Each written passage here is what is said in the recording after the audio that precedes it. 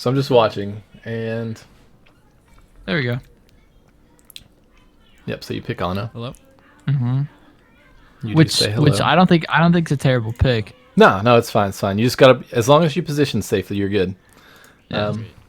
As long as you play with, like, so many people think you gotta place like there's this mathematical equation that you can plug into every form of like, and there's just not, like it's really just up to the how you play. You could play like Tracer with, you see me play it all the time. You could play like Tracer with Reinhardt Zarya and like, or fucking like Orisa Roadhog and still get value out of it, right? And your other heroes are like, players that don't dive with you. But I can still get value out of that if I play right and just know that I don't have people in support playing with me. You just kind of play around that. So, yeah, the Ana's fine as long as you play around it and know that you don't have a lot of help except for the McCree. Yeah. Which I think he'd help me. So, All right, so right here, I'm like, what the hell? Press F1 to view hero details. And I said, I don't even see that. I don't even see that anymore, dude. I said, isn't that the tips option? Turn that shit off, and then. That's like the only tip it gives you, though. Yeah. So then, as time goes on, I realized that never mind, ignore me. It does that at the start of every game, even if you have tips option off. So. Does it? Yeah. It does that because if you had tips on, it would do this. But then, as you come out of spawn on some heroes, it would like give you tips on how to avoid deaths and stuff. Oh no, it definitely does do that sometimes. Oh, I think really? It's on this Oh. account. I think on this account. Okay. You turn that shit off. Hey, but they're not wrong though. No, they're not. Like, yeah, we just watch you get shit on. Do this next time. Oh, okay, thanks, game. Yeah, I mean they are pretty good, I think. I mean, I've read them. Like, it does make sense. So you hit tab right about somewhere around here. I mean, I know what you have already, but by this point I've ended my rant, so I'm finally starting to take notice. I think I hit tab. And I so feel like I do. I feel like it's just a thing I've developed. there's a few times you don't, but so, and you gotta understand, like, take this like from a guy who, in my opinion, like, take this and my feedback from a guy who I feel like plays less of a support than you do, right? So yeah. Because I do. Just because like, just because I'm the one reviewing it, don't think that I'm the one who's supposed to be like the all-knowing. I'm not. I'm just a guy who's reviewing your VOD. I really think you're probably the better support player, but this is just my feedback. So take that with a grain of salt. I'm ready. So my first input here is that you've got Winston, Hammond, McCree, Farah, Merciana. You already know you don't have a shield and you need to position extra safe with this comp. Maybe hang near McCree too. He can protect you. Try not to be the one pushing the payload if you can help it, but I suppose if no one else is then it's up to you. Ideally, we want to be relatively safe, though. You probably know more about Ana positioning than I do, though, so take this with a grain of salt. So that's my first little feedback here. Basically just try not to be all the way up on the objective unless you have to and nobody else is. But obviously, it's very easy for you to get fucked here if you don't play right.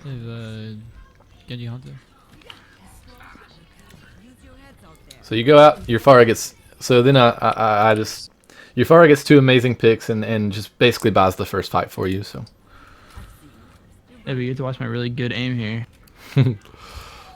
Yep. Can you see you did Control F in the top right? Can you close that? Control F. Do what? Is that on my Discord? Yeah, your Discord thing was like, yeah, that. Close that. All right, good. Something what the fuck wrong. did you do? Let me reload this page here. Hold on. Sorry, it was really annoying. I thought it was on my screen. Yeah, you're good. Is it good now? Yeah.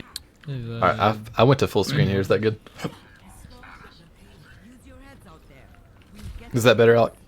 Yeah, you're good. Nah, I could just see like the like search all on the page, little bar in the top right, and okay. It caught my eye. I thought it was my screen. So here you've got they're yelling at you to stay on the payload, and No, I think he was yelling at McCree. No, he does. He was just fucking with. I think he was doing cuter than McCree. I think. I don't know. He was just kind of like fucking with him the whole game. Yeah, they're just popping off. I mean, your Farah just bought all this for you guys, I think, to be honest. I hit the shot on the Mercy right here. She died. You can hear. So, and right here, right here I had something to say. I had a so they were yelling at you to stay on payload a little bit before this. Maybe it was just random stuff. Maybe it wasn't it, but either way, you and your McCree are on the payload at 2:05. So I mean right here basically, and so based on what you taught me in your VOD reviews of playing this hero, also based on how much up you were in the fight and how I know there wasn't really any threat to you, I still probably would have played a little farther back around the front of the mega health pack on the stairs as the payload like turned the corner, just in case. Because like what you'll see, like right behind you, basically kind of where you are now, just up a little bit more, if that makes sense, like where you can get to the mega quickly. We're already up like I know. So the point of this, 3 or 4, and they're running out of spawn. well, I'll explain this. So like in higher ranked games, you'll find that players will come in with like surprise ultimates, and this will catch you off guard if you're about to cap the point in a desperate attempt to kill squishies, i.e. you. So it's a rough tactic, because sometimes it does work, and you're fucked if you're up that far. Like Genji Dragon Blades, Hammond Mines, etc. Although I'll give you the benefit of the doubt here that you probably knew that they didn't have any time whatsoever to farm these ults, and you guessed correctly that they didn't have them and couldn't touch anyway. Still something to remember, especially in like your higher ranked games, and as you get higher in Diamond, low Masters, where you can't rely on like your fire to take out 2 easy picks, and it takes a little bit longer to get the payload push, and so by that point they do have their ults farmed and stuff, you know. So just something to think about. However, I think in this specific situation, you knew they didn't. Well, I feel like my monkey would have said something, because look where he is. Like, he would have just said, like, hey, they're trying to push. But no, they were all. Yeah, probably too, but sometimes you get quiet players and stuff too, but anyway, no, yeah. He was. I mean, yeah, you're right, though, but.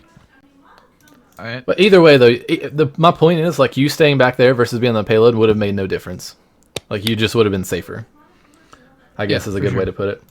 Mm-hmm. However, you know, you knew they didn't have their ults, and you knew that they didn't have time to get back from the time that they died anyway, so. Oh, yeah, because, I mean, my fair just waxed. But, you know, in a differently paced game, it could very well be different. Mm-hmm. Nice. And then here at 218, again, a lot of this is nitpicky, but so that right there, we'll watch this back a little bit. I know it's nitpicky and it's just a throwaway because you've already won the fight anyway. You're just kind of free pushing, but like that guy told me, just because you saw something and it didn't really affect the outcome of the game or the fight doesn't mean that you still sit and address it and try to help you. So let's see here. So we cap the point, and it's at like 218. Yeah, so right here. So this happens to me a lot too. So you were scoped in, and it kind of gave you the perception that the Roadhog was further from the corner than I guess you realized. You thought you had the time to hit the sleep, and you didn't. I'm sure when you unscoped, you immediately realized, but just be careful of the depth perception trickery scoping in can give you. I may be wrong here because I don't play on as much as you do, but I think it's personally hard to go for sleeps right as you're scoped in and then unscoped to hit the sleep. Try not to hit the sleeps when you're scoped in. It's hard when you have to readjust after being scoped. Small nitpick, but will help me and you both playing Ana. It's a small thing, but I always try to hit my sleeps like when I'm just unscoped completely, because I don't know. You may know better than this than I do, because I don't play the hero that much. I think it's more like a personal thing. It's not probably like is, yeah. I wouldn't even say it's personal. It's just more situational. Either way, something to think about. I sent this video to D, and I think she watched it, and she said that my Mercy was like really bad, actually. Oh, really? And I would agree. Like, my Mercy was almost never with my Pharah, and I had to like keep up with her. Yeah, I guess that is true. I didn't really pick up on it because I was focusing on you mostly, but yeah, you're right. Where did I? Oh, like I feel like I had to shoot her a lot, like more than I should have had to do. Yeah, I kind of noticed that too, actually, during this game. At 245, your ball gets hooked. There's nothing really you can do about that. At 303, I think is when I see the next thing. Yeah, I can't see there. This guy's funny. Probably shooting up there. Yeah, so On the Roadhog, right here. Roadhog, but I don't think that was. I think he didn't do anything. So I mean, Yeah. So my advice here was like good combo with the Pharah. You don't pull it off, but it's very much a fine play. You know, anybody would went for it. But your McCree comes out with the clutch kills with High Noon, as their team was just focused so hard on shutting down your Nano Barrage. Can you jump me in the back? Alright. And then here, really good call out of the Genji. First game of the day, alright? Alright, I know what's about to happen here. What's that? Oh. So I know what's about to happen. First game of the day. Alright, let's calm down. Did a really good job calling out the Genji was on you. You needed help. Yeah, no, he helped me. This is something I needed to do more when I'm in danger of playing support that's easy to dive on like Zen and Ana. Also referring to my comment earlier about how hard to hit sleeps, you knew that sleep was... Oh yeah. So this here is another kind of example of like... we're healing the team, etc. That's a hard sleep to hit. I mean, even for good players, like pro players and stuff. Like, this is a tendency that I kind of go on about during the whole thing, but like, well, I'll just read it out as I'm reading the notes. That way you can kind of my thought process as the video goes on. But you know that sleep was probably 20 to 30% likely to hit down that far range. So the sleep might have come in handy against the Genji here. You did get the second sleep after it come off cooldown, but you didn't hit him. But that's fine. You tried to hit him though, but just be mindful of his reflect cooldown. Yeah, he was like kind of sus with this reflect. Yeah, he was either like insane or I don't know what was happening, but he's so like, it does come off cooldown. And you kind of I didn't mean to. He was reflecting anyway. I mean, it's just. I mean, it's blade. It's no big deal. I definitely misclick a lot. Like it was multiple times click. But and there's something that like even like there's a couple things that a lot of things that unfortunately in this video I'll have to, based on my notes and your thoughts after the video, you'll just have to take on your own reflections and kind of see. But there are a couple things that like, especially about like playing so much Tracer and one tricking a hero that I think we'll get into detail more later as the notes go on. But you'll realize, and I'll explain more into that here later on why like really thinking through and methodically making your decisions versus just kind of on the whiff of throwing some things out here and there. I am a black man. That might not make sense now, but I'll explain later on that. Where are you gonna find one of those? Oh, your tank's kind of fed this whole game, by the way. Yeah. But I mean, they tried their best. They weren't throwing; they were just. I think they used coal you know, blade. Making some bad decisions here and there.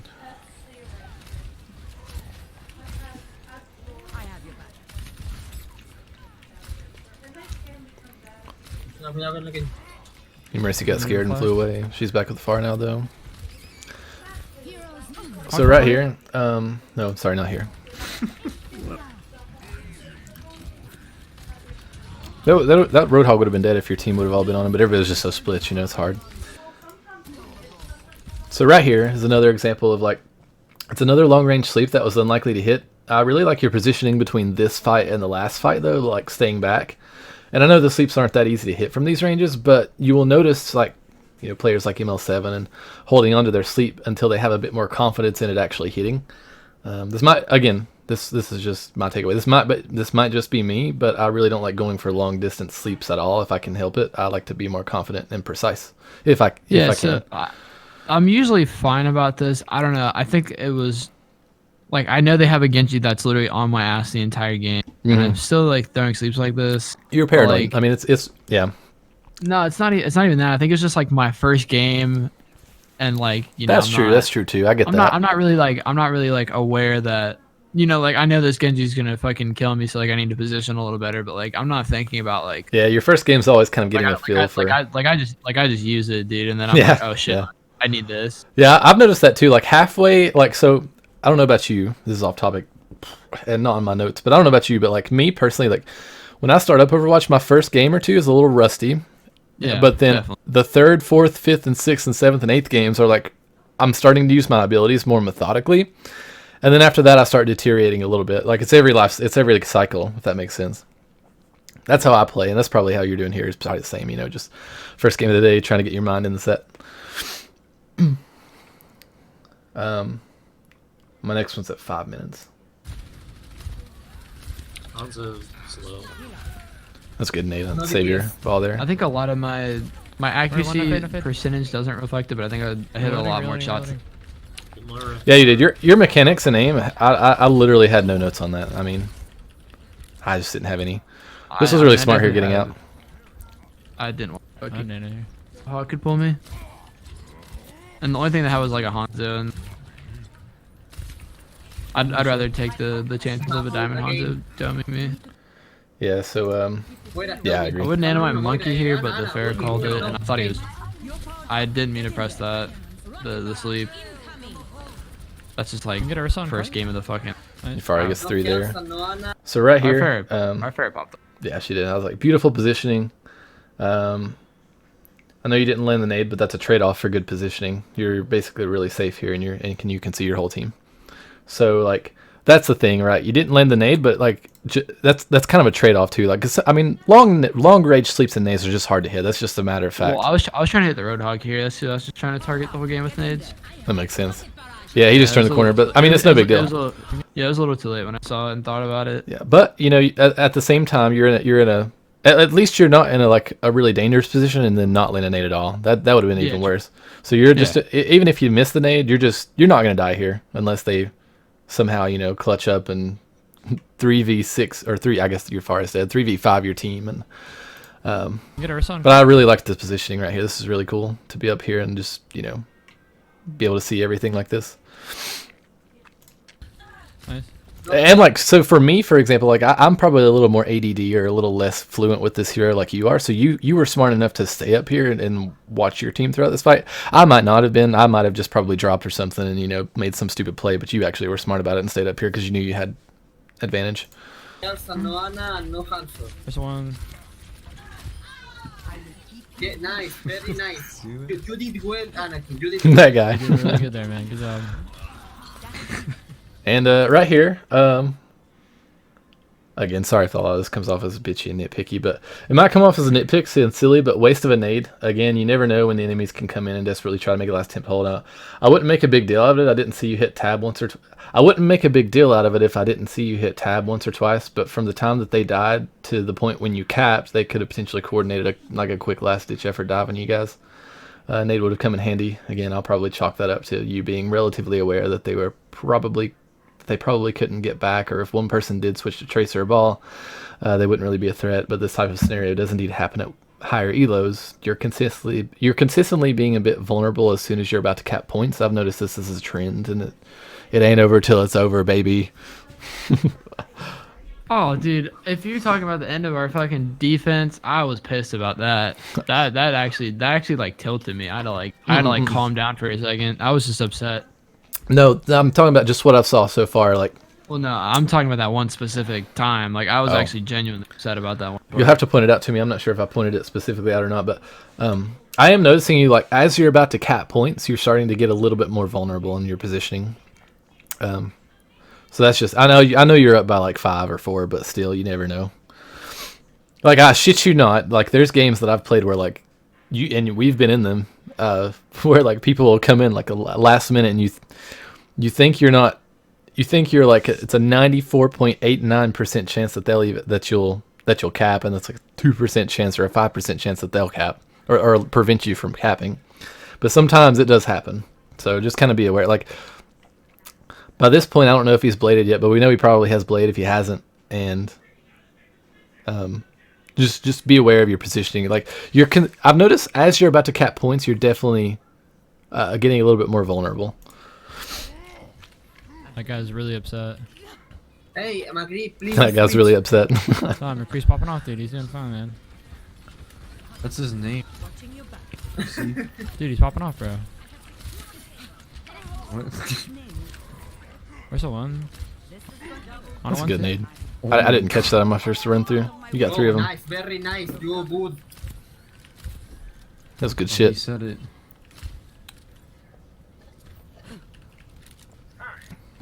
Sweet in the payload.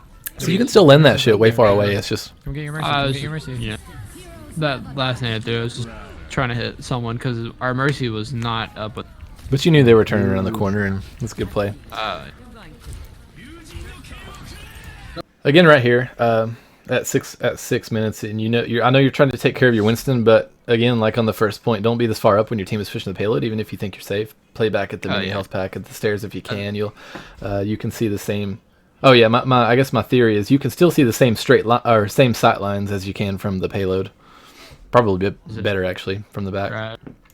I think this game it was all right. It wasn't terrible to like where I was dying constantly, but it was. At some point, I know again. Especially playing against Genji and stuff, and with your dive tanks. I mean, if I was playing against like a Widowmaker the entire game, Me, please. I would die every fucking.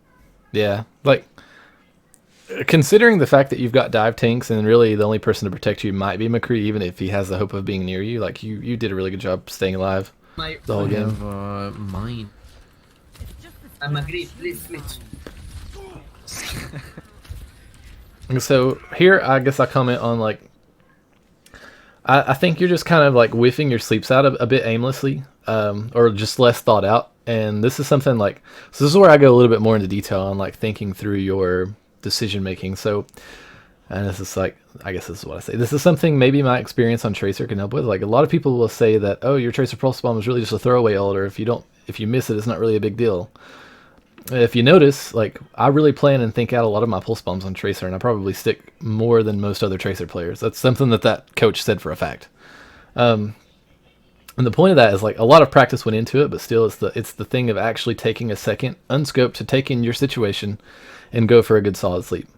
And you're not doing that. You're like you're making it harder on yourself because you're not really giving yourself time to really make a good decision on a good target, you know?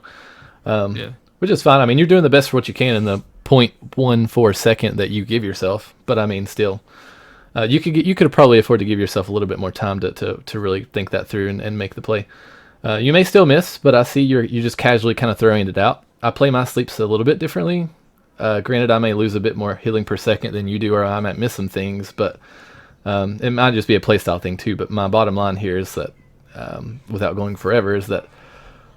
If anything I've learned from playing my hero is that if you really want to get good and progress with a hero, make every decision and ability you use have a meaning behind it. So like there needs to be a good reason for every keystroke is kind of the best way to put it. It comes across as being harsh, I know, for such like a casual thing as a whiffed sleep, but I swear it's made me a really good tracer and what I feel like got me to masters on the hero.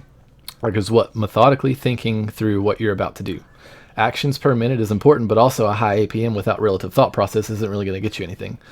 It's okay if you take a second longer to take in your surroundings. You'll hit more sleeps and more nades. So that's just something that I guess like I used to do that too, like where I would like don't get me wrong, there's like probably 90 things that you do way better than I do, but this one thing I feel like I can help you with is that taking your time really means a big difference. You know, really taking your time, and I guess I learned this on Widow too. Is like, so many Widowmakers like will not give themselves as much time to make their shots. But you just taking your time. You know, taking time, taking your surroundings. Like there's times that I'll sit there and for a good half second, like not even heal anybody, not make a good. This might not be the right play, and I'm not a good honor player, but I do know I hit more sleeps whenever I sit there, and I know that it's time that I need to hit a sleep. That I sit there and really just. I take a second to really run through my brain and then make the play, and it lands. Again, that's probably a playstyle thing too, though. So don't take that for, you know, for hard evidence or hard advice, I guess. But that's just kind of my feelings on it. At least learning Tracer, and how that may or may not could apply to your hero.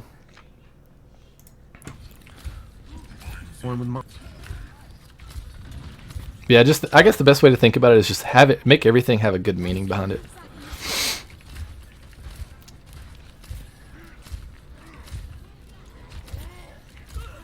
Nice. Absolutely rolled. Here's a pretty shitty spot. Ult me now. Get behind. So there. It was a good try on the sleep. You 180'd with your mouse and showed you know your distance and sensitivity mechanics are on par. Even though you missed, I would have went for the same play. And if you didn't know if you didn't know your mechanics or distance, that's one thing. But you did. That mechanically sound and is good. So my point is like. Even if you miss, like, you know, you still basically knew your mouse positioning, and you've had enough experience, like with Counter-Strike and stuff before, that you know how far your mouse needs to go, and you've got your muscle memory in place to do the 180 sleep. Even if you missed, you still knew how to do it. So that's the main thing. That was a good. I think that was a good. You didn't hit. It wasn't successful, but I still think it's a good play. You know, I'm shooting him. Or a good try. He's up top. Oh no. Here's a shitty spot. I literally watched the Widow shoot at me here. Yes, yeah. So right here, you make one of the things right here, I guess, is that I'm okay with this up until right Oh shit! Please switch. here. You make the keystroke to go to the right toward the Genji instead of staying like right behind the pillar, relatively safe, and using it as cover against him. Yeah. At 7 out of 2, you die against the Widow anyway, but we may have died to her anyway, even if we didn't play between the pillar and the doorway. But I still think we could have played more cover here to prevent that. We're out in the open against both the Widow and the Genji anyway, and in situations like this, I like to hug the shit out of the wall or cover nearby. Open spaces are fucking dangerous. Plus, you can nade the wall as a last resort, ditch effort to keep yourself alive.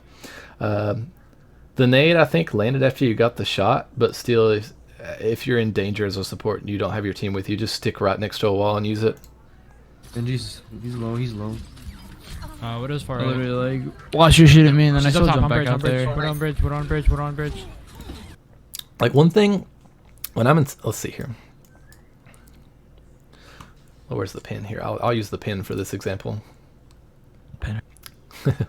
So when I'm playing a support, mainly this comes from me probably not being as good a support as some other players, but still, when I play support, what I'll do is if I feel like I'm kind of in danger, or if I feel like I can definitely probably die, instead of playing like out in the open, like kind of this area, I'll either play like right here or on the other side, you know. Like I won't give them too many angles, just because I know I know that I don't know my hitboxes as well. I don't know these heroes as well as people like you do and other people. So I want to give them as little opportunity to kill me as possible. So I just hug the shit. I mean, I literally stand like right here against these walls, because it's just most likely I can stay alive a lot longer up against a wall than I can just kind of, you know, out here in the open. How do I clear this? Oh. That's kind of what I was trying to use this room for, but yeah, I don't think I've ever been like He's shot from he's low. that right spawn. I far literally forget Yeah. that's always a spawn door. Kefir does that shit all the time. We're on bridge. We're on bridge. Yeah. We're on bridge. Fucking Kefri, dude. What a one. You're not killing me. But you're not playing against GM, so I guess I don't expect you to expect that. He just happened to be there at the right time. No. Okay. At 8 minutes and 3 seconds is my next pause. Go. That's kind of another sleep that was just kind of just throwing it out there for throwing it. I was trying to hit the nade on the hog too, but Yeah, those long ranges are hard to hit anyway.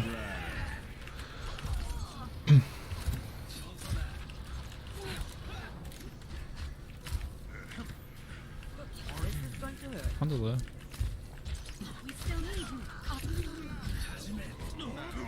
Kill the tanks. Kill the tanks. Right there in the right. So right here, I don't really have any qualms about what you did. I think you played really good positioning and you did your best to keep your team alive. You did get peeling from your Winston. Mercy McCree didn't saved you, even though you still came out fine. And I'm sure everyone heard Genji's loud ass ult scream. Might not have been a bad idea to communicate that point to let everyone know Genji's blading in the backline. I need help, even though I'm sure everybody heard it. But Yeah. just something small. Right side. We're in a fid. We're in a fid right side.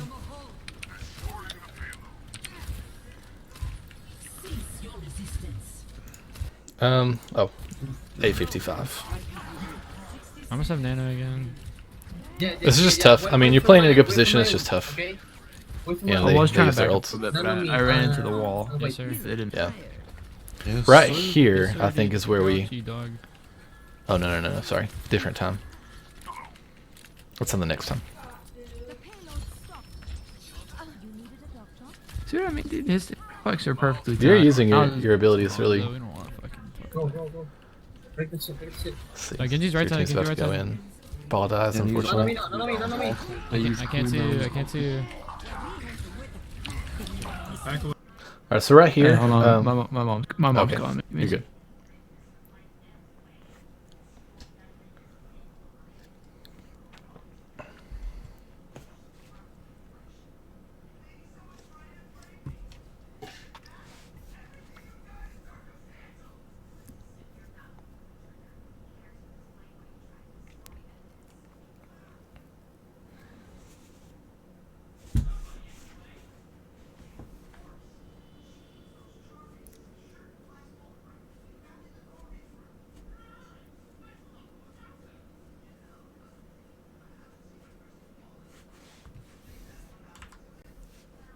on me.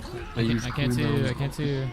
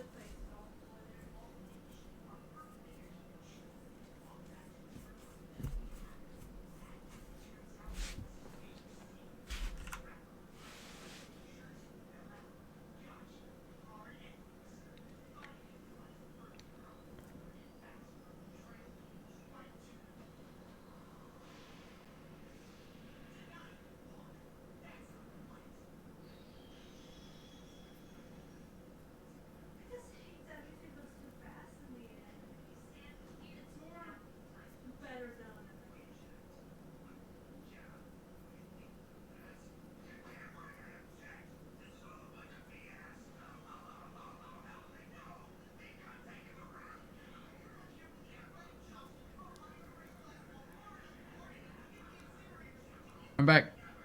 All right, cool. Okay, so we'll let this play out. And use None on me, all. none on me, none on me. I can't see you. I can't see you. So right here, My Reaper wanted me to nano him, but I was like, fuck that. I'm not going to blow that. We still have one fight. well, you're at 23 seconds. We might could have still nanoed him and gotten away with it. The Genji dash probably wouldn't have killed him with your nano, but I see you're choosing not to because you were down one, which is fine. There are also a lot of times where I'll go nano someone because they're about to die, and then they die right as the nano goes off. Yeah, that sucks. So, like, my nano just gets completely wasted. Yeah, you don't want that to happen either. I will say, though, that a little bit before this, at 8:48, what happened at 8:48? Okay. Get you right side. So at 8:48, yeah. So I see where I was going with it. Your decision to go left instead of up the stairs Right. on the right could have had a difference on this fight in terms of like sight lines and stuff. I don't know for sure because Probably. your Hammond like got fucked by 4-5 team members of them, but Yeah. you would have definitely had better sight lines and had a better chance to heal. At least the Reaper and him stay alive, and possibly the Nano. Yep. So Probably. May could have had a difference. You went left because of the Hanzo, but by this point your team was certainly taking pressure off you, and the sight line was. Yeah, no, I didn't really feel pressured by the Hanzo this game. I wasn't being shot at him. I think I was shot at him by like twice. Okay. So like well, I don't. He wasn't like set up on like high ground ever. I don't think. I thought it might have been Maybe because he you were was. afraid of the Hanzo, like going right side. But either way, I think. No, I think he was. I think he was playing with this team the most of the time, which is weird, right? You made it harder on yourself here though by going left For because you sure. just didn't have the sight lines like as you would on the stairs with your Kree. But by this point, your team was taking pressure off of it. I mean, your tanks are right up there, basically dying. I mean, that's as much pressure as they can give you guys, and would have prevented you from getting decent. Let's see here. Hold on. Where was I going with this bullshit? Sometimes I forget where my play. Okay. You left. I thought because of the Hanzo, but probably not. It's just and the sight line be able to make it more advantageous angle than to have to hug the left wall, thus preventing you from getting a decent sight line as Ana. And we might could have hit the Nano and the Reaper in enough time. Instead, I do think this is a misplay by playing left side instead of right. And use None all. on me, none on me, none on me. I can't see you. I can't see you. Back away, back away. They did Nano the Genji, so they did use ults in the last fight, but Alright, I can touch. Just survive. 904 a good sleep. I think I'm probably We can touch, we can touch. Let me know when you go in. Mercy is there, Mercy is there. I'll go in at 4 Alright. seconds. I'm good. Good dodge on the hook. None on me, none on me. I hit Winston. I hit.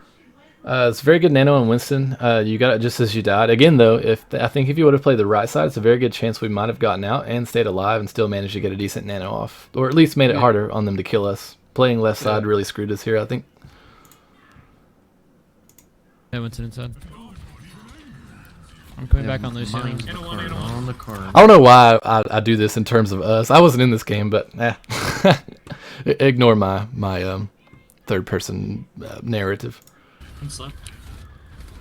You know, Mercy there. And come back. For some reason I act as if I'm in the game with you, so just disregard me. It's not something I think about as I'm doing it sometimes, like especially running up right there. But like if my team's about to like go into a fight and I've been. Yeah, it's a small thing. I don't even. You know, that's not something I would. That I actually think about right there, to be honest, because that's not like someplace I can set up. You know. Like, yeah, that makes sense. It's not where I can like. I have to think about where I'm going to set up to where I can see my team. Like that's not a spot that. Which now that it was probably, yeah, I mean, definitely good. It screwed us over 2 times there. Where one. Nice.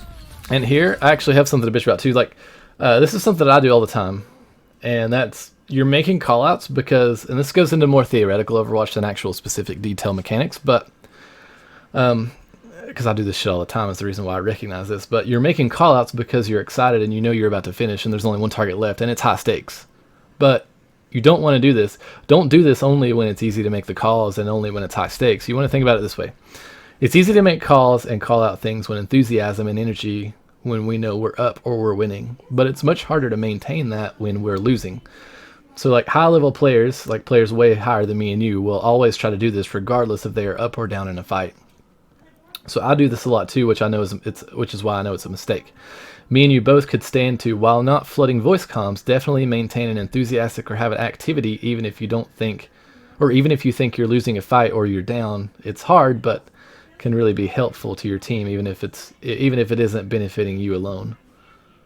So I know it's silly, but it seems, and I do this shit all the time, where like I'll only really kind of be enthusiastic and make good calls and help the team when we're doing good, you know. But when we're not doing so good, or I'm kind of unsure about how the fight's going to go out, I'm not as enthusiastic and I'm not as good at making calls to help the team. So this was all about my call to get the Moira? Yeah. So like, but I can't hear it through your thing, so like. And the reason why is like you're really enthusiastic and you're making a good call, but that's the problem, right? That's one of the few times during this first attacking round that you were really enthusiastic and you were really making good calls on the. Oh, I was just trying to cap the point. I know, you're just trying to cap the point. And that's good, but we need to be like that a little bit more often, is my point. I mean, if I'm like silly key, I'm usually quiet unless like someone's like, unless I see something or I'm getting dove. Yeah. Like I usually won't try and shot call like solo. Well, that makes sense too. Yeah, I'm usually like a little more quiet when I play by myself, which you guys obviously don't see until now, so. This was the 12 seconds where my video got demonetized. Oh, really? By the way. Mm-hmm. 10:18 through 10:30. How do you know your I didn't even know. It told me after my video processed.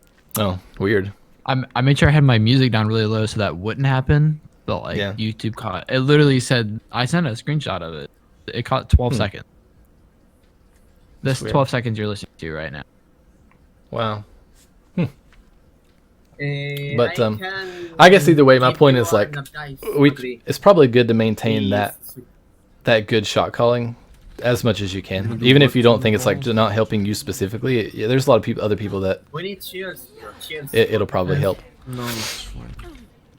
You don't need jack. Like there's a lot of times that you're probably making calls in our games that you might not think that I'm aware of, or that I'm not taking advantage of, or that maybe you're just, you're making good calls, but you might not think anybody else is, paying attention or thinking about it. But believe me, I am. And so like, there's sometimes that, if anything else, it's because you made the call that I knew someone was in a certain spot and I knew I could make a certain play off of that, that even if you didn't know or believe that could happen, it obviously turned into a good thing because you made the call and someone else would just happen to be listening. Like you never know who's listening and who has like the ability to do something about something.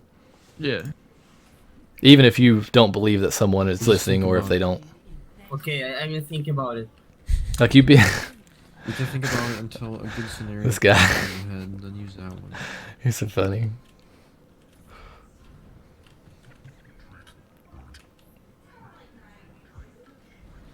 At 10:42, you decided to go with the Ana here. They've been running off Genji Blade the whole game so far, and I might have decided to go with the defensive ult, perhaps the save from that. But this But this is also, I think, a decision you make based on how confident you are in the value you give from playing Ana over getting probably a little less hero value out of Lucio. But ult-wise, you're countering their win condition. So sometimes you don't want to play a hero just to counter an enemy win condition, which is what you're doing here, which is fine. Because they only get that ult like, what, 1 to 3 minutes. Yeah. So it's a personal choice, but if he was really screwing you guys over with it, which he wasn't really up until this point. No, it's like, it was like but every... Yeah, so I said it's a personal choice, but if he was really screwing you guys over with it the whole round, I definitely would have went with it like a Lucio or defensive ult here. But I assume you saw that since he really didn't do much with it the whole round, and that it might not have been needed. So higher Genjis, though, will definitely take advantage of you not having trans or a beat, and will get you for it. Well, I didn't want to play Zenyatta because that's like a hard feat. Yeah. And then Lucio, like we already had a Mercy. Like I see a Mercy. Like it really depends on how your plays. Yeah. I was not confident. That makes sense. You would have had low healing too with Lucio Mercy, wouldn't you? So that makes sense. Exactly. That's why I don't like. So the Genji has like, we did have like a really scattered comp. I don't know. I felt like, especially on this map, I could play more high ground. Yeah. On this point, my team dives, so it'll be. No, that makes sense. And the Genji hasn't really made that any great plays for you to really give him respect anyway, so I'll grant you that. Start of the second round again. We don't have much to protect us, so we just need to play extra safe and just good positioning on your high ground here.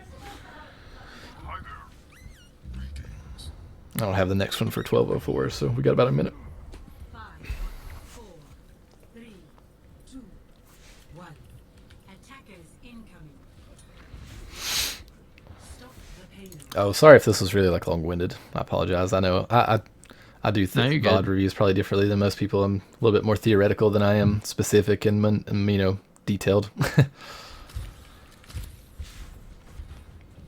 think over here, more.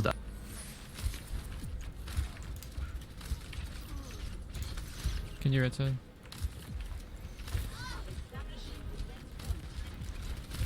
Yep, they ain't moving jack. I'm not even trying to heal up my ball right now. Like, get you on the dome. Get you on the dome. On the hitting dome. the shots on him. Ursula. I'd rather have the Mercy heal him up because probably. Yeah, that's fine. And I was kind of eyeing this Genji the whole time. Okay. Even gave him a little hello as he's coming. Can you sleep in? So at 12:04, it's a good call out on the Genji, but you did kind of had time to call that out a little bit earlier. But get in the habit as like a really vulnerable support. As soon as you see something that's a threat to you, let your team know. I know I said it. Nah, I said it before that. Oh, did you? You probably did then. I know you were focused on him, and it's hard in the heat of the moment. Though. No, go back. You'll hear me. Ursula. Hey. So right here, you saw him. I think I said it. I said Genji was on the dome. I remember. I wish you alive. Okay. I don't know how that nade didn't hit him, but You said it right here, so it's after the whole encounter. It's a little bit late, but you still said it. So. Was it? No, I swear. All right, whatever. Continue. But I know. It might have been a little bit earlier. I don't think it was. Genji sleeping? Because I remember calling him. Probably was before that. The last that happened. I'm not gonna judge you over 2 seconds. I mean, I think that's good. Good heals on the Mercy. You saved her life there, actually. If you looked at that. Hog's in here. 12-12. I don't know how we didn't. We thought the hog might have been in there, so we naded it, but we didn't take into consideration he might have already been out and didn't get confirmation. He was. I think he was sitting in there. I think my Ferris. Oh, we ended up wasting my hand. Yeah, true. I think I counted this. There was actually a whole 4 or 5 seconds that between the time that you last saw him and the time that we naded. I know it's really. Yeah, so count it. Okay.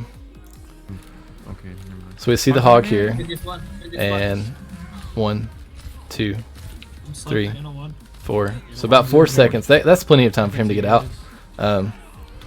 Just kind of be mindful of that. He was all day waiting at the bottom of the stairs. I assumed that he was still in there because, like, nothing was happening to our Hammond at the time because our Hammond was like right in front of the door. Oh yeah. So that's nitpicky on mine anyway. Yeah. No, that's alright. Just like assume. Shot in there. Monkey. It's like, oh yeah, dude, he's definitely there because like nothing's happening. Yeah. So let's see here. We didn't waste the maid. Try to make sure you enable his. Risky if he's in there for sure, but we don't know. Otherwise, it's 12-16. Nothing you're gonna do here without putting yourself in a bad position. So you did good by that. 12-35. You did a really good call out on letting the monkey know that he doesn't have heals anymore. So now theoretically, he should know what he has in his life pool is what he's got to live and deal with. Right. Outside of that, he knows he's dead. So And then at 12:41 he jumps back to you. Can you jump back? So this is really, I thought this was a really intelligent play. At 12:41 he jumps back to you instead of going in further without a support. Leaping back to my third comment earlier about how, you know, you told him he didn't have help. So that's really smart. And it possibly prevented him from feeding there. Good monkey, good Ana play here, good comms. Without the call, he might not have known that you left him and then went in and fed. Yeah, because I wasn't set up there anymore. That's just unlucky there. That shit happens. 12:46. If that sleep missed, it didn't miss by much. Yeah, that was a fucking. How did that shit not hit? There were like 3 or 4 sleeps that were like that. Did you hear me say? Are you fucking serious? Like, there were 3 or 4 like that where he would like dash straight. That looks like it fucking hit. He dashed straight into me. I did not miss, and I was like, "Are you fucking serious?" But anyway, my comment to that was. That's why I was fine with me dying to him, because it's like. Yeah, like, you tried. It's hard. Well, it's hard, but like it's not like I just like let him. No. That's my point. So my point to that was walking potato. Yeah, if that sleep missed, it didn't miss by much. Good try, go again. Genji had blade and died anyways to the hog. So. Well, Genji had blade and he knew your McCree was dead by the hog with the flashbang. So unless you hit your sleep, which we can't really rely on all the time anyway. I mean, it helps if you hit it, but it's hard to hit anyway sometimes. And but unless all of the thing, your team was dead there. I mean, so just good play, good try. Hog ulted my face. Yeah, I mean nothing you really do there. Good try. You did the best with what you could there. I think. Actually, I mean, your recruit getting hooked there really fucked you. But if we really want to start, but I don't want to blame players in a VOD or you. But that's just. This play here is questionable. I was like really thinking about this now. I didn't say anything about it, so. It was kind of questionable. I think my next thing's at 13:33. Yeah, Rather, that's fine. like, at that point, I'd rather nano a tank just so they're not. Instant. Well, yeah. I mean, it's all probably a personal thing, I guess, but. Like usually there, I try and like if we're playing like Orisa Hog and Jason's playing with us, I would almost always walking dead. Yeah. Well, yeah. Just because I want my tank to fight. Like I don't give a shit about. Right there. I don't know if you caught that. I'm sorry, but I don't give a shit about my DPS. Yeah. Like, well, no, it's true. It's true. That's the way you should be. It's that way. Right here, I'm not sure if you caught that, but it was a good save by the sleep. Not sure if your teammate would have died, but he would have come close, and you saved him with the sleep there on the hog. So I'm pretty sure you saved that McCree there, even if you didn't realize it at the heat of the moment. Yeah. You see what I mean though? Like my Mercy's not with my Pharah. There she goes I mean, now, but so yeah, you're right. Yeah. Well, she's above you. You don't know it. She's not calling out for heals. You don't know she needs help. Obviously, this guy's been on comps the whole game, and then the one time he needs it, he doesn't call out for it. So I don't know. I would be playing the same way here, just if thinking that your Pharah's not in any position of danger, and if she was, she'd let us know, or the Mercy was taking care of her anyway. So exactly right. Like I was just that would be the least of my concerns is your Pharah. I was definitely chewed out by remember Imp when we tried out for that Masters team. That's kind of what I was chewed out by Imp whenever we did the Masters team tryout when I had to play main support. He was like, yeah, just like stay with your Mercy more, and I was like, oh, so just like fuck my team pretty much. Yeah, well, I mean, don't get me wrong. If you have the opportunity, not fuck your team, but like you're supposed to pretty much just be pocketing your Pharah like almost the entire time. Yeah, help your team with your Pharah doesn't. Yeah, I mean, by all chances, I mean, you gave when you could, you gave her the best healing you could, but at the same time, you've got a team to take care of. You know, I had 3 other people plus myself. Yeah. Yeah, so I mean, I'd have played the same way. Unless me and you both are missing something here, I don't see anything wrong with that. That's not your fault. Yeah, your Mercy's way out of. That's definitely. We're doing a grapple top of monkey. It's kind of a shitty spot because the Widow just tagged me. Yeah, 14 right here. I said I might have just tried to stay on that little box that you were on, or laid a little bit around the cover a little bit more. We walked forward a little to save the ball, which you could have gotten the same value probably as farther back or even in front of the boxes, like on the high ground, or on the not high ground, but in front of those boxes on the low ground if you had to. But I think we played really vulnerably by moving up and to the right. Yeah. And then at 14:09. Mercy. He's one. Get one. And at 14:09, he bladed us anyway, so we might have died anyway, but I think we still could have played that a little safer, even if you probably would have died. Although the ball did kind of feed hard into your hog, so I really can't give too hard of a critique on that play. Just punch him. Just my opinion. I mean, you Huge contest. might critique yourself harder, but I think you kind of, aside from being a little bit vulnerable in your positioning, you really nothing you can do there against that blade. Please switch. Please switch. You can please switch, please. And then You're powered up. Get in there. So or earlier at 14. Oh, sorry. Yeah, 14:43 here. So you nano your monkey. That's fine. can you get me in the back? Left side, Genji. Notify, Genji. Left side on box. I like this right here because at 14:43 you rotate to the right side of the payload away from the Genji. It's a small play, but it gives an example of putting distance and objects between you and your threat. Mike could have even gotten away with playing even farther right, but again, it's a kind of a personal thing. But either way you tried, and I think that's a good example of a good play. It's a small thing, but it's small things make up a lot. On our sleeve. 14:52. You try to hit Winston with the nade, but he's on high ground in the air. It's a hard nade to hit, so just shoot him with heals. And if he can't survive that with 2 or 3 of their team down, then I wouldn't really sweat it. Granted, you really didn't have much of nade else here anyway, so No more else. Hogs on left side on Mega over here. I don't know if you caught that or not, but Guys, left side. I think our Mercy actually fed there. Like yeah. that sleep should hit too, but whatever. Top was trying to clap me. That was a good sleep attempt on the hog. You missed, no biggie. Your Mercy went to try and res the Reaper and got screwed. She knew that there were two, or at least a Roadhog in there. Like I don't know what she was gonna do. That was my note. Was your Mercy went to? My specific note was like your Mercy went to try to res Reaper and got screwed by the hog. Yeah. Well, both tanks were sitting. And then Actually, probably not. Hogs and shit. Hog.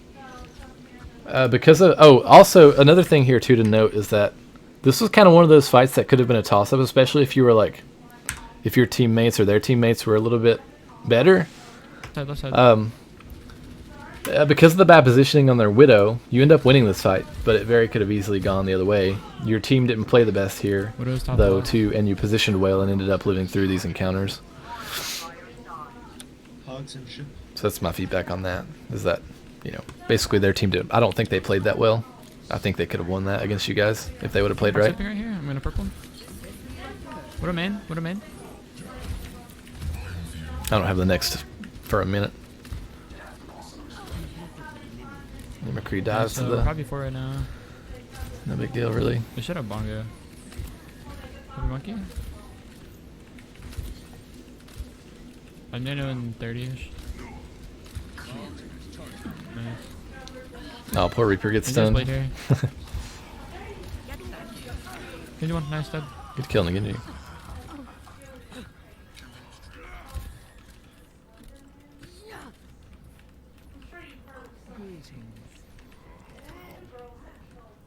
Yeah, no, I actually thought that guy was by the door, so that's why I threw that nade. But he's like in that mini room. Pretty sure. Oh, yeah. Really weird. Down Ryan Hog now. He definitely blade. Why are they going hog? Someone's right side. I think what Let's see here. on honestly. Hog probably is old. So this is something that you did pretty well. I think you caught out the hog and the NG ults, but I still want to go on this because it's a good thing to do. That you'll notice this. I especially try to do this a lot when we play, when I'm really like try-harding in my comms and stuff, is that at 16:20. So during the lulls between fights, I've developed this thing where I do, and you've probably noticed, like I picked it up from that coach and watching other people. If you have time, take the time to come across comms and say, what did they use? And what do they think they have? What do we think they have? It doesn't seem like it, but it goes a lot farther than you think, because a lot of times I will try and update my team in between fights, if you've noticed in their games, of a sort of like a quick snapshot or a quick update of what we're up against ult-wise. So don't let Overwatch deceive you. It is most certainly a game of ultimates and win conditions. Even if you don't know or haven't tracked, chances are one of the 6 players on your team has noticed something, and in this case you did happen to be mindful of the Genji definitely having blade in the hog ult, but also I've noticed that saying what ults do they have and what did they use starts getting your team thinking and motivates them to want to sort of say something and coordinate. I think that's a really big deal. You basically did it there. That's just something that everybody has their own way of kind of catching up to speed on what's going on and what they have, what they don't have, what do you think they have. But I'll say a lot of times, like, what do they use? Even if I know what they used and what they didn't use, like a lot of times I say that just to get everybody else thinking about it, you know, even if I know. Because what that does is it gets everybody else thinking, oh, well, what did they use? What do they have? What's a threat, right? What can kill us? What's a big threat right now? Yeah. And even if you know and you think everybody else, they might not know. And so sometimes just saying that little thing of, hey, what do they use? What do we think they have? Goes a long way.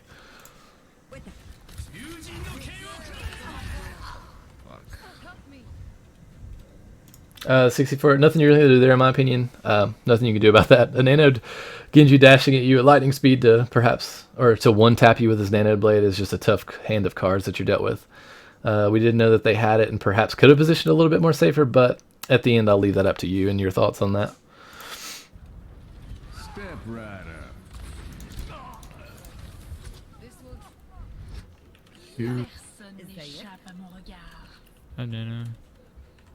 I have ult to stealth. No. Or I'll just get ulted. 17, good decision to try and back up and live and not get staggered. Yeah, I don't even. My thought is like, I don't think that Genji's gonna come fuck me over in like the 8 seconds that like I have in between. So like, yeah, it was awful quick. I mean, it happened all like at the same time. 722, good nano on the Winston, and in this case, I might have gave it to the no. In this situation, you'll give it to Winston, Ball, or Reaper, and you ended up giving it to Winston, which is fine. Reaper could have been a better choice since he was a little bit up in their face and a little bit up farther, even without his ult, than Winston, but still you knew when to make the play and not a bad target, so. And he does end up getting the kill on us, so I don't think that's a bad play. Can you sleeping on me? that was totally on purpose. What you just saw was absolutely planned. 7:33, good sleep, good comms. That was totally planned. 100% saw him. When was this game, today? Damn. Yep. Okay, cool. I have luck. I literally played one game and I was like, fuck, whatever the fuck happens this game, I'll make green on him again, because dude. like the last few games, especially after like the first few minutes, because like I felt fine mechanically. Like the other times I tried to record, dude, I literally like we would lose because I just like bought it out. Like, I just did not feel comfortable. Yeah, that makes sense. I think you can kind of 18:05. You back up and you realize when you realize your ball dies, which is good. Aside from that, there's really no need to be up that far and vulnerable, and you recognize that and you move back accordingly.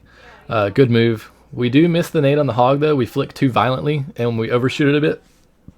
Again, take time to throw these. Like don't be so urgent and violent when you would have got him. I think that's just my feedback. Like I think a couple of your nades and stuff are definitely a little like you're making your decisions a little too quickly. I think, if that makes sense. I'm full. Yeah, you could definitely afford to give yourself a little bit more time, I think, and be fine. Not much more, obviously you don't want to take forever, but give yourself just a little bit more time there. Yeah, otherwise you're doing yourself a disservice. Where's what I see what I?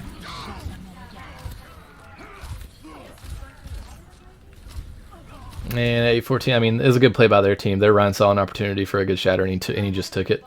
Hard for you specifically to help in that situation unless you knew he had it or they were pushing up that far for a reason. So nothing really I can say on that. It's just he took the opportunity. So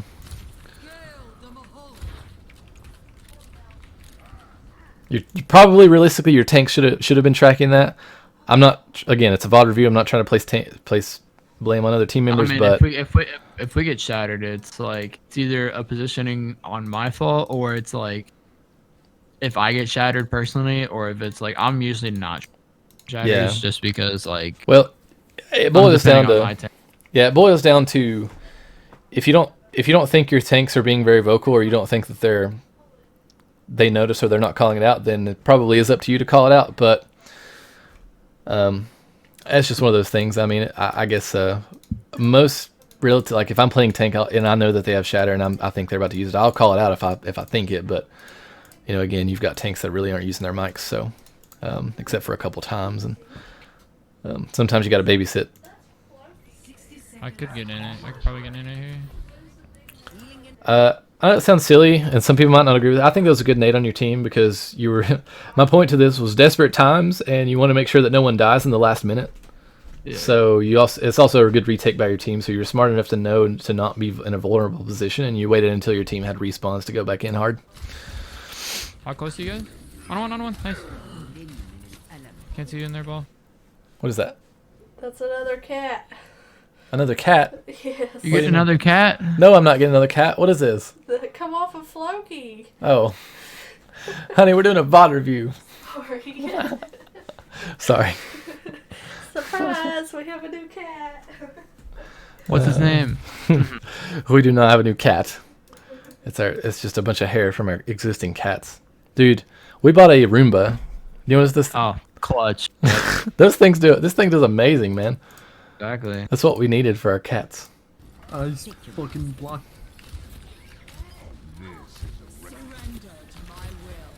Finish that monkey. Right there.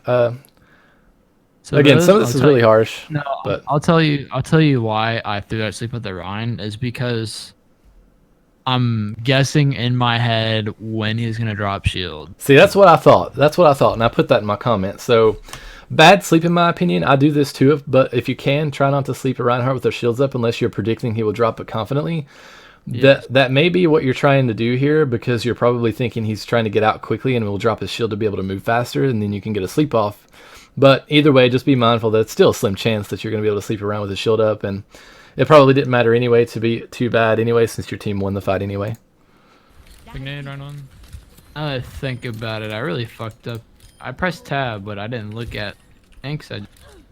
Yeah, it was pretty quick. Roadhog, like, gonna respawn. You're not giving yourself enough time here. That's your whole. I've noticed this the whole time, this whole game. Like your mechanics are almost really good, but it's like. Or they're almost too good to where you're like kind of just you're kind of relying on split second. You're not giving yourself enough time. I feel like it's just the bottom line. Yeah. Like I think if you're a little bit more patient and just realize that, take a breath, like you know, you've got time to make these decisions. I don't know. Probably give it to him. You've got more time than how you're reflecting in like your like the way you're playing in these games. Like it seems like you're playing as if you almost have like no time to make these decisions whatsoever. Really, you've got a little bit of time, so just work with that. Let me know when you want it. Like I even pressed tab here, and I didn't even fucking look at their tanks. I just assumed this guy would still be on Reinhardt. Oh yeah. And then I couldn't even see his bubble when he dropped it on me, or I just missed. Right there.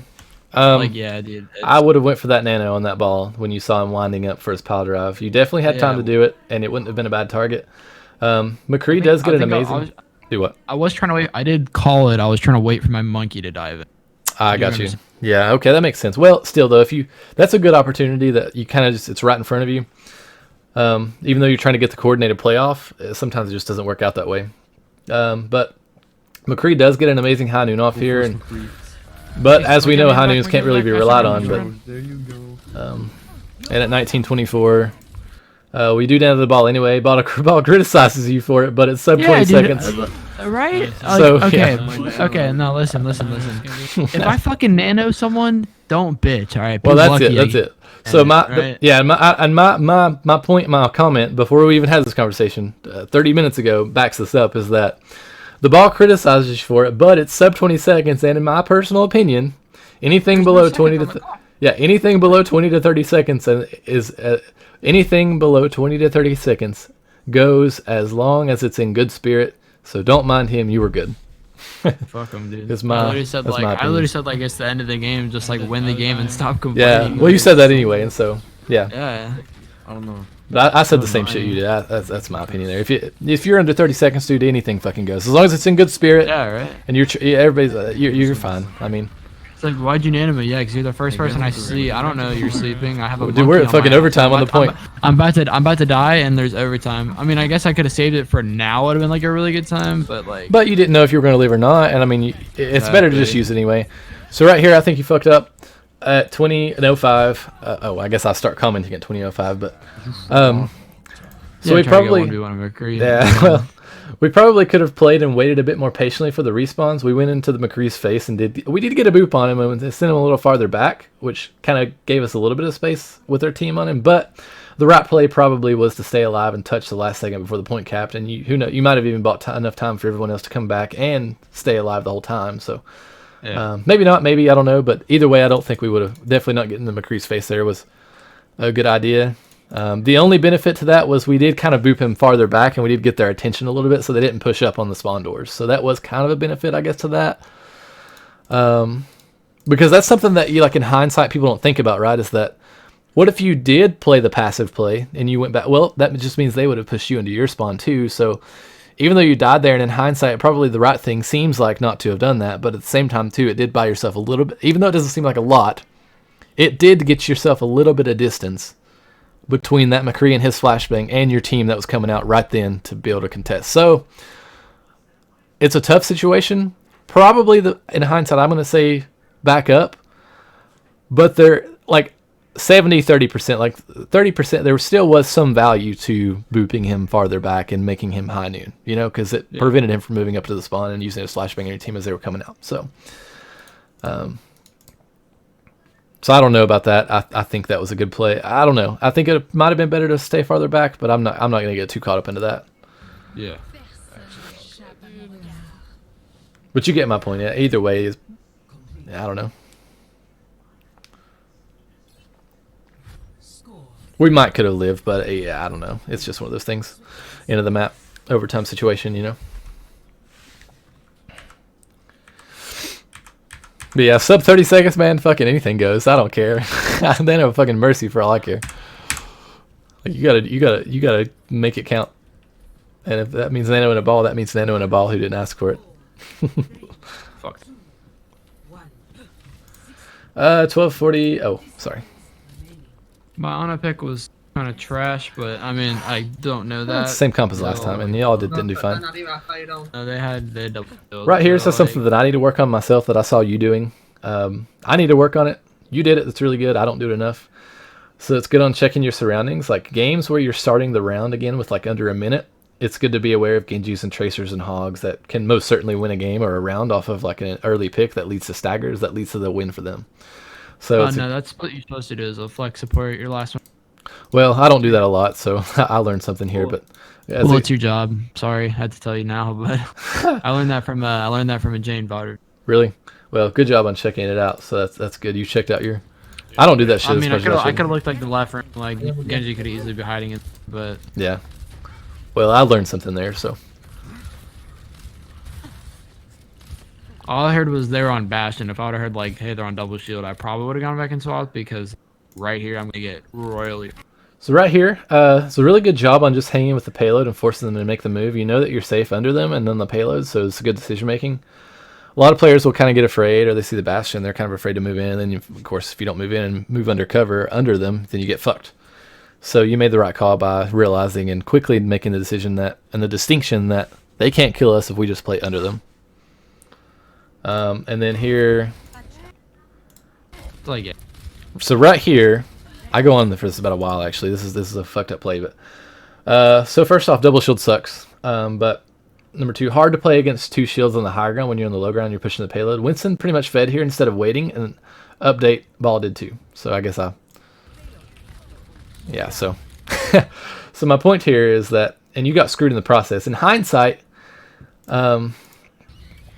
we might could have helped Winston Ball better if we came across comms advising everyone to be patient and wait until there's a good target or a good move to make. They would have played with the payload, and as soon as the enemy knew they had to contest or make a move, then they would have played and dove, or either like our team, or either would have dove or soft dove on them.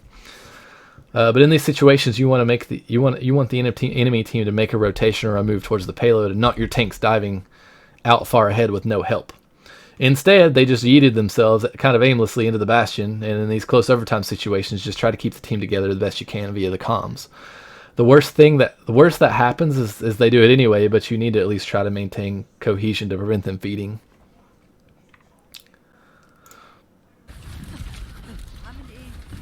Like, your tanks really fucked you here, and it's kind of their fault, but at the same time, I think that if they would have had good advisement, they might not have made it. They might have made the decision anyway, but maybe they wouldn't have.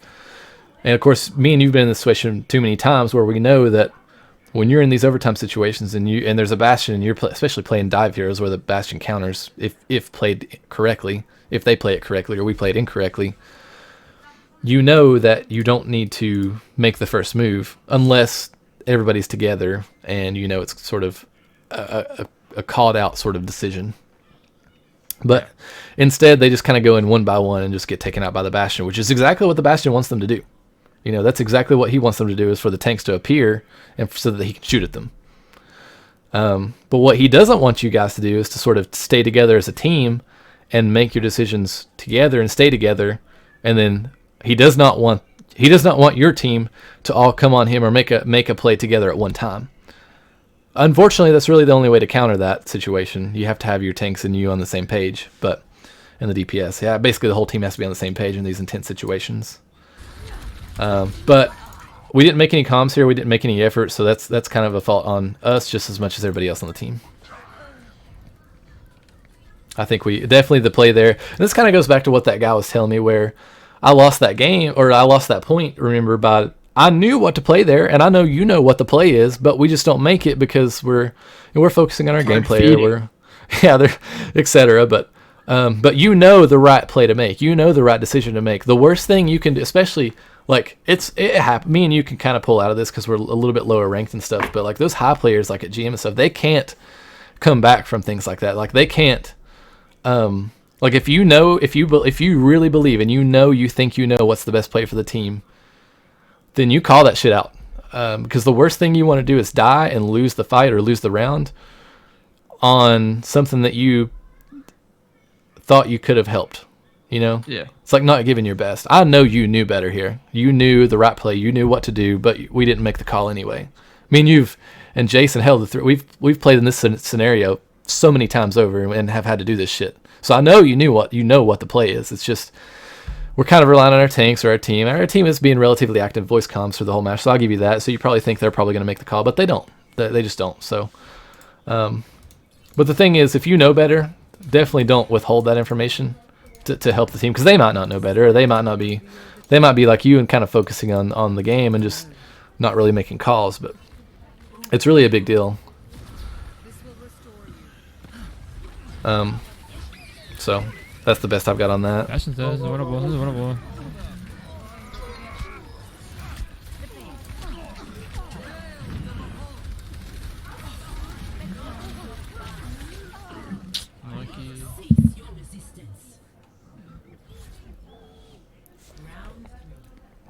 So we'll speed up a little bit here. I know. So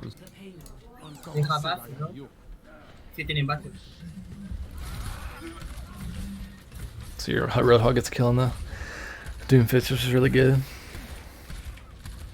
They're just kind of pushing payload, using their shields to help them get ground. Rissa has a good pull. Yeah, we're gonna have to drop. You make a good call there, knowing you have to drop because they're right under you. 3, 2, 1, now.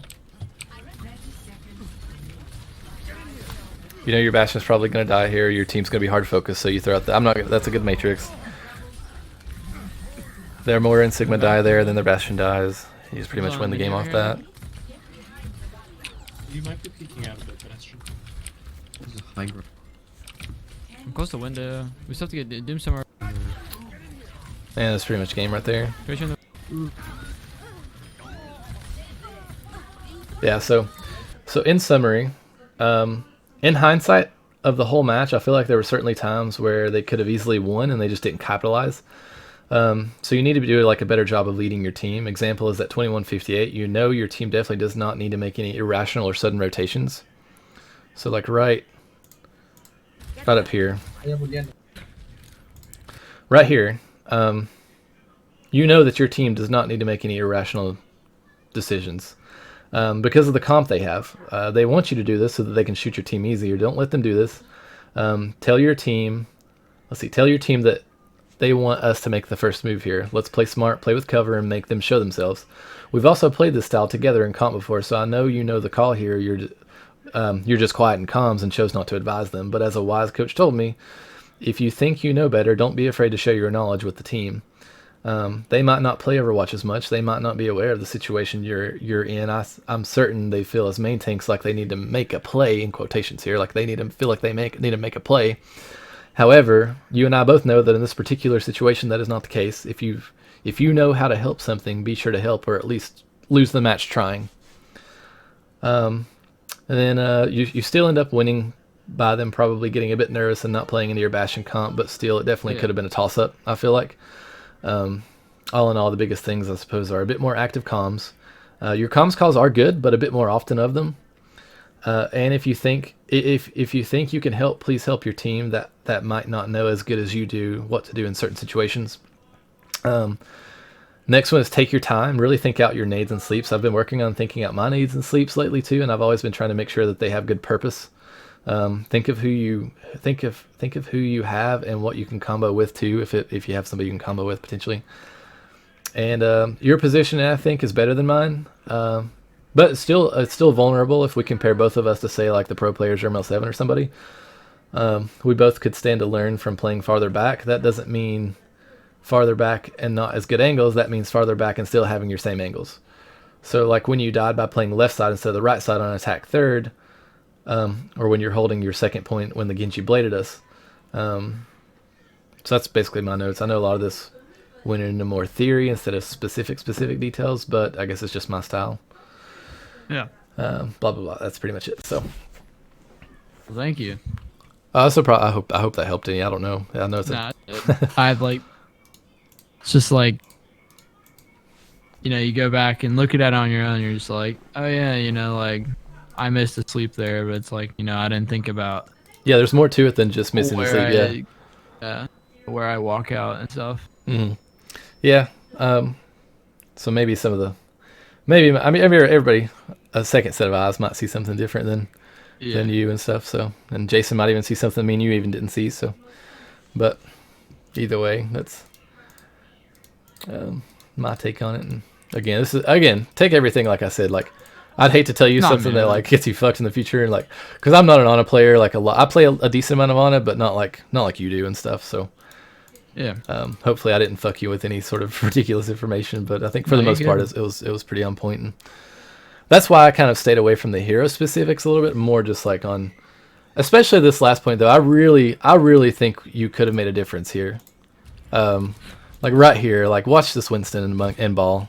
Like the play here is to stay on that fucking payload. Stay on that payload until everybody's comfortable and everybody knows what to do and to make a decision at the same time. But this is not the play. Yeah. Because when you see they have double shield and you have they're double shielded behind you guys, and you and your Mercy are just pushing payload. It's rough. Yeah.